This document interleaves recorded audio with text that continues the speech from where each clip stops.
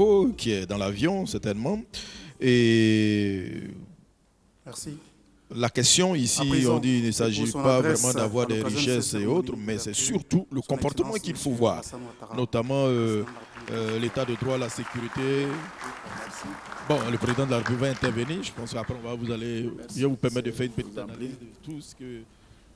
Monsieur le vice-président de la République de Côte d'Ivoire, Monsieur le Premier ministre, Mesdames et Messieurs les présidents des institutions de la République, Madame le ministre du Plan et du Développement de la République de Côte d'Ivoire, Mesdames et Messieurs les ministres, Mesdames et Messieurs les représentants des institutions régionales et internationales, Excellences, Mesdames et Messieurs les ambassadeurs et membres du corps diplomatique, Monsieur le Président de la Banque africaine de développement, cher ami, Monsieur le Directeur général du Forum des marchés émergents, Mesdames et Messieurs les élus, honorables chefs traditionnels et religieux, merci de votre présence. Mesdames et Messieurs les représentants des organisations de la société civile et du secteur privé, honorables invités, Mesdames et Messieurs, tout d'abord, je suis navré de vous faire travailler un dimanche après-midi, mais c'est pour la bonne cause. L'émergence est un sujet qui nous passionne tant. Honorables invités, Mesdames et Messieurs, c'est avec un réel plaisir que la Côte d'Ivoire accueille à Abidjan les éminentes personnalités du monde économique, financier et politique à l'occasion de la 5e édition du Forum sur les marchés émergents africains. Je suis heureux qu'après l'édition de 2013, notre pays a été une nouvelle fois choisi pour abriter cette importante rencontre d'échange. Je voudrais donc, au nom du gouvernement, du peuple ivoirien et à mon nom personnel, vous souhaiter à toutes et à tous la cordiale bienvenue en terre ivoirienne, à Kouaba, à chacune et chacun de vous. Ce forum ouvre la semaine de l'émergence à Abidjan. Il sera en effet immédiatement suivi de la conférence internationale sur l'émergence de l'Afrique, organisée par les Nations Unies dès le mardi prochain. Ces rencontres constituent une opportunité pour mener des réflexions approfondies sur l'avenir du continent africain. Avant toute chose, je voudrais dire que mon frère, le président Patrice Talon, du Bénin, avait accepté de se joindre à nous, mais malheureusement, avant-hier, il m'a appelé pour me dire qu'il y avait des urgences qui le retiennent à Cotonou et que de ce fait, il est obligé donc de se faire remplacer par mon jeune frère Abdoulaye Bio-Tchane, ministre d'État, ministre du Plan. Merci Abdoulaye d'être venu. Vous savez, le président Talon est retenu à Cotonou parce qu'il veut faire une révision constitutionnelle. Donc je sais ce que c'est.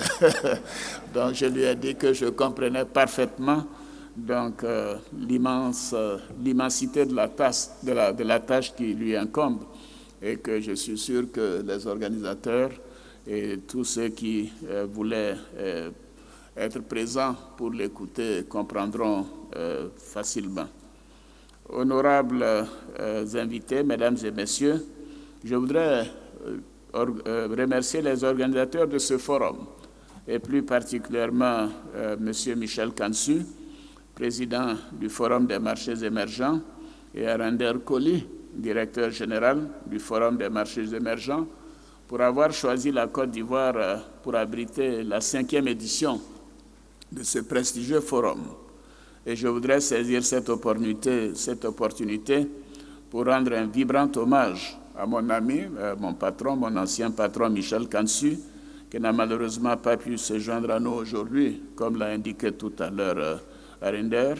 Et je voudrais, M. Koli, vous rendre hommage pour le travail important, remarquable, qui est réalisé par le Forum des marchés émergents. Ce forum est devenu en peu de temps une plateforme majeure de réflexion et de proposition d'idées au service des leaders et des décideurs à travers le monde.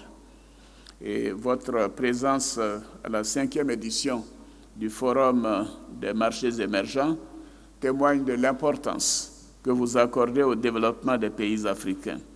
Elle atteste aussi de votre disponibilité, mesdames et messieurs, et de votre volonté d'être des acteurs de développement, soucieux de contribuer encore plus fortement à mener notre continent vers le futur auquel nous aspirons tous.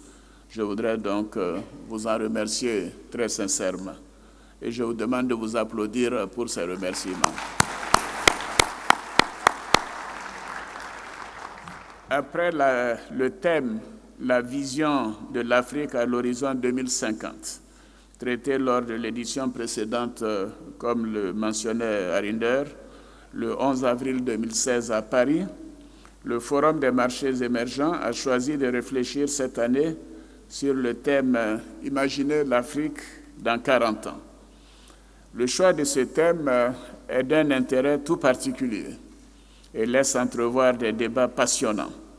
Il engage l'Afrique à s'inscrire dans une démarche prospective indispensable à la construction de son avenir. Il est également d'actualité, car nos économies traversent des turbulences liées à la volatilité des cours des matières premières et des marchés financiers, ainsi qu'à la morosité de la croissance économique mondiale, due notamment au ralentissement des économies des marchés émergents. Toutefois, tous s'accordent à reconnaître qu'avec un taux de croissance économique moyen de près de 5% par an au cours de la dernière décennie, l'Afrique est désormais visible sur les cartes économiques. Les réformes macroéconomiques et sectorielles d'envergure mises en œuvre dans la grande majorité des pays, les ressources naturelles importantes révélées ou exploitées et les potentialités du capital humain font de l'Afrique un continent d'opportunités et d'avenir. Ainsi, notre continent apparaît chaque jour davantage comme la nouvelle frontière du développement, c'est-à-dire l'avenir de l'humanité. Honorables invités, mesdames et messieurs, l'optimisme et surtout le dynamisme observé dans de nombreux pays africains qui aspirent de manière légitime à atteindre le statut de pays émergents d'ici la fin de cette décennie sont encourageants pour l'avenir de l'Afrique. Dans le même temps, des défis persistants traduisent la fragilité de la situation de développement de l'Afrique et l'ampleur des réformes à mettre en œuvre pour assurer la convergence de l'Afrique vers le reste du monde. S'il est indéniable que le continent fait des progrès, il reste encore des défis nombreux et complexes pour lesquels des actions vigoureuses et déterminées doivent être entreprises. Et je remercie Ted Haller pour l'exposé qu'il vient de faire et qui montre à quel point les gouvernements africains et les Africains en général doivent continuer de faire des efforts et même les renforcer pour essayer de maintenir le cap. Le défi démographique est certainement celui auquel il faut s'atteler avec le plus d'énergie. Malgré tous les efforts pour atteindre une croissance performante, si la population continue de croître beaucoup plus rapidement que la production des richesses, il s'ensuit un appauvrissement structurel préjudiciable à la survie du pays. Et ceci, d'ailleurs, était visible tout à l'heure sur les graphiques qui nous ont été exposés par M. Haller. C'est vrai, le taux de croissance démographique en Afrique est trop rapide. Un second défi est celui de la diversification et de la modernisation de l'agriculture. En effet, le nombre d'habitants du continent devrait croître de plus d'1 milliard de personnes à l'horizon 2050, ce qui pose la question de la couverture alimentaire de cette population. Avec des rendements à l'hectare inférieurs à 20% et un déficit annuel d'investissement dans l'agriculture de plus de 10 milliards de dollars en Afrique subsaharienne, il sera difficile de conserver un secteur agricole compétitif. Par ailleurs, dans une Afrique de plus en plus urbanisée, qui ambitionne d'atteindre des niveaux de compétitivité élevés, le déficit d'investissement dans les secteurs stratégiques tels que le transport, l'énergie, les technologies de l'information, l'eau potable, l'assainissement, les logements constituent encore un véritable frein vers l'émergence. Imaginez-vous, Abidjan, la capitale économique de la Côte d'Ivoire, fait 5 millions d'habitants pour une population totale de 24 millions. C'est dire à quel point les villes africaines sont importantes en matière de concentration de ressources et de population pour le développement futur. Alors, face à la mondialisation de l'économie, il est urgent pour l'Afrique de disposer d'un capital humain de qualité qui soit en adéquation avec la demande dans le secteur de l'économie pour tirer durablement la croissance. Le déficit d'investissement observé dans le secteur de l'éducation pour répondre à ce besoin de ressources humaines constitue une menace du fait de ses graves conséquences économiques, sociales et politiques. C'est d'ailleurs pour cela que nous avons largement investi dans l'école en général et dans l'enseignement supérieur, notamment les universités à Abidjan et dans les capitales provinciales dans notre pays. En effet, l'étude réalisée par la Commission internationale sur le financement des opportunités éducatives dans le monde, présidée par Gordon Brown, ancien Premier ministre de Grande-Bretagne, indique qu'à ce jour, à peine plus de 20% des jeunes d'Afrique subsaharienne ont terminé leur éducation secondaire et moins de 5% des jeunes adultes ont suivi un enseignement supérieur.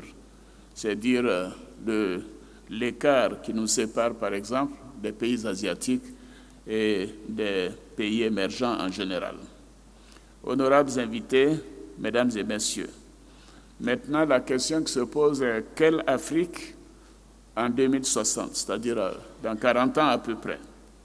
Les progrès indéniables réalisés par le continent africain au cours des 50 dernières années et les défis majeurs que nous venons d'énumérer plantent le décor. Au cours des 40 prochaines années, d'immenses opportunités se présenteront à l'Afrique, tout comme elle fera face à des menaces certaines qui vont jalonner son parcours. L'intelligence de nos choix, la volonté politique que nous saurons affirmer, le leadership dont nous saurons faire preuve pour opérer les bons choix détermineront ce que réserve 2060 à chacun des pays de notre continent. C'est en cela que des initiatives telles que ce forum de haut niveau, où se mène la réflexion sur nos préoccupations, nos défis et nos ambitions communes, sont à saluer et à multiplier, afin que cela serve de lanterne à chaque pays ainsi qu'au continent africain dans son ensemble. Donc vous comprendrez très aisément, cher Arinder, pourquoi nous sommes réguliers à attendre, à participer vos forats. Honorables invités, mesdames et messieurs, dans 40 ans, la révolution des sciences et de la technologie, en particulier dans les domaines de l'information et de la communication, de l'intelligence artificielle et de la biologie, transformeront profondément nos modes de vie et nos économies. Pourtant, c'est ce futur qu'il nous faut imaginer et anticiper aujourd'hui afin de nous y préparer. Pour ce faire, nous devons accroître les efforts déjà entrepris par nos économies dans de nombreux domaines, avec un accent tout particulier sur la préparation de nos jeunes générations grâce à un système éducatif de qualité exceptionnelle. Cette formation devra se concentrer sur les secteurs de la science et de la technologie. En effet, c'est par l'intégration de la science et de la technologie dans les modèles de production et d'organisation que l'Afrique saura faire face aux défis futurs, notamment ceux liés au réchauffement climatique, à la disponibilité d'énergie renouvelable abondante, à l'autosuffisance alimentaire, à la santé pour tous, à l'industrialisation et bien évidemment à l'emploi. notamment l'emploi des jeunes. C'est en investissant de façon judicieuse dans la science et la technologie que nos pays pourront saisir les nouvelles opportunités et rattraper rapidement notre retard tout en nous permettant d'atteindre un niveau de compétitivité compatible avec les enjeux économiques de notre temps. Je dois dire qu'en suivant tout à l'heure la démonstration faite par M. Haller, je me suis dit, mais nous avons beaucoup d'efforts à fournir au niveau du continent africain. Nous devons poursuivre nos efforts dans les domaines aussi essentiels que ceux que je vais noter. La transformation structurelle des économies africaines et l'orientation vers la diversification et une industrialisation plus poussée. C'est d'ailleurs notre cas aujourd'hui, car voyez-vous, le cacao qui est notre première matière première, notre plus importante, je dirais, matière première, premier producteur mondial de cacao, avec la chute des prix du cacao de plus de 35% depuis le début de l'année, et la transformation qui ne représente qu'un tiers de la production, peut-être maintenant un quart, avec la récolte abondante que nous avons cette année, cela pose problème, car cela crée des problèmes d'évacuation de l'intérieur vers les magasins, ensuite des magasins vers les ports et enfin l'exportation vers les pays consommateurs de chocolat. Et il va sans dire que la transformation, ne serait qu'à un stade primaire, est nécessaire pour faciliter donc la transformation de notre économie. Il nous faut favoriser une meilleure insertion dans les chaînes de valeur mondiale. Il s'agit en effet d'agir pour bâtir des économies résilientes, capables de résister aux différents chocs économiques. Et le cas du cacao n'est pas isolé. Nous avons également le cas des noix de cajou, dont nous sommes maintenant le premier producteur. Et là encore, la transformation représente moins de 10% de la production annuelle, de près de 700 000 tonnes. Ce sont des domaines dans lesquels nous avons donc l'intention d'accélérer nos efforts et de donner les avantages nécessaires pour promouvoir la transformation de ces produits de base, des produits primaires. Il nous faut également travailler à l'amélioration de la productivité pour une croissance inclusive et durable. D'ailleurs, les graphiques montrés par M. Haller montrent amplement que les pays africains ont un travail considérable à fournir dans ce domaine. Il nous faut mobiliser les ressources nécessaires aux investissements afin de réduire les déficits en matière d'infrastructures de transport, d'énergie et de technologie de l'information. Il nous faut travailler, bien sûr, à la consolidation de l'intégration régionale et continentale afin de tirer profit de l'énorme marché d'une population de plus en plus solvable et aussi très jeune. Et enfin, je pense que nous devons travailler à l'amélioration de notre capacité à assurer la sécurité des personnes et des biens, à développer une capacité à lutter contre le nouveau fléau qu'est le terrorisme et à consolider la culture de la paix, source de stabilité dans nos pays qui sont encore très fragiles. Honorables invités, mesdames et messieurs, je me félicite d'ores et déjà de ce que ces défis soient bien perçus par les dirigeants politiques africains qui se sont à nouveau engagés à l'occasion du jubilé d'or de l'Union africaine à œuvrer, comme le disait Mme Zuma, pour une Afrique intégrée, prospère et pacifique, dirigée par ses propres citoyens et représentant une force dynamique sur la scène internationale. Fermez les guillemets. À cet égard, l'agenda 2063 qu'elle nous a présenté et qui se veut être un plan pour la transformation structurelle de l'Afrique est un outil majeur de réforme et d'action à mettre effectivement en œuvre. Il s'appuie sur les enseignements tirés des expériences mondiales en matière de développement, notamment sur les avancées significatives réalisées par les grands pays du Sud pour sortir des pans entiers de leur population de la pauvreté, améliorer leurs revenus et catalyser la transformation économique et sociale. C'est le cas des BRICS en général, et nous avons eu l'occasion de participer à 2 réunions des BRICS pour nous inspirer de leur développement.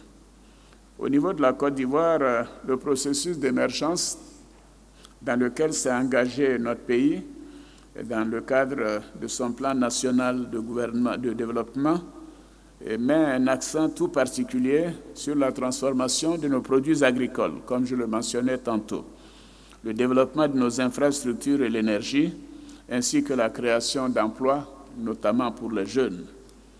Honorables invités, mesdames et messieurs, à la question « Quelle Afrique en 2060 ?» je pourrais donc répondre modestement une Afrique qui a maîtrisé sa croissance démographique. Je crois que cela est important, de sorte à tirer profit de son dividende démographique pour son développement. Car voyez-vous, un pays qui croît à 5 ou 6%, si la démographie, la croissance de la population prend la moitié de cette croissance, il va sans dire que, bien évidemment, les perspectives de réduire la pauvreté seront fortement réduites. Alors, je dirais ensuite qu'il faut une Afrique dont l'économie dépend beaucoup plus de ses produits industriels ou transformés et de ses services modernes que de ses matières premières brutes. Une Afrique où affluent les investisseurs, car trouvant sur place des infrastructures de qualité, des populations bien formées, en bonne santé et vivant en paix. Et donc une Afrique en paix et une stabilité bien appréciée par les populations comme par les investisseurs. Une Afrique qui dispose de moyens pour garantir la sécurité des investissements, des personnes et des biens, mais aussi pour faire face aux menaces terroristes maintenant qui, bien sûr, sont devenues le lot de nombreux pays.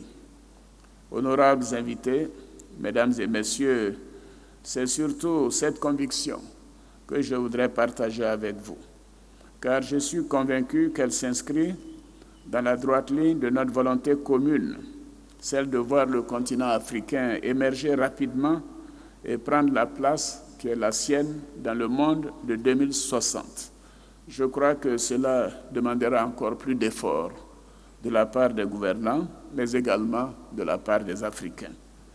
Je voudrais vous remercier d'avance de votre engagement à traduire cette volonté commune en actions concrètes à travers des échanges francs et fructueux durant ce forum. Et d'ailleurs, des échanges, je souhaite, qui puissent se poursuivre au-delà de ce forum. Puisse ce forum en particulier être riche en réflexion et en orientation afin que ses conclusions soient une source intarissable d'inspiration pour nous-mêmes, mais surtout pour les générations à venir qui auront la lourde responsabilité d'être prêts au rendez-vous de 2060. Je suis particulièrement heureux que nous puissions consacrer les prochains jours, aujourd'hui jusqu'à jeudi, à la question de l'émergence. L'émergence, et d'ailleurs, je regardais à la télévision et je voudrais féliciter la RTI qui a fait qui a passé quelques images sur les questions d'émergence et on demandait aux populations qu'est-ce que ça veut dire émergence pour vous. Il y a un monsieur qui a dit mais c'est quand on a la tête dans l'eau et qu'on sort de l'eau, alors on a émergé. Donc voilà, je souhaite que nous puissions tous sortir la tête de l'eau, respirer librement et surtout pouvoir nous envoler par la suite.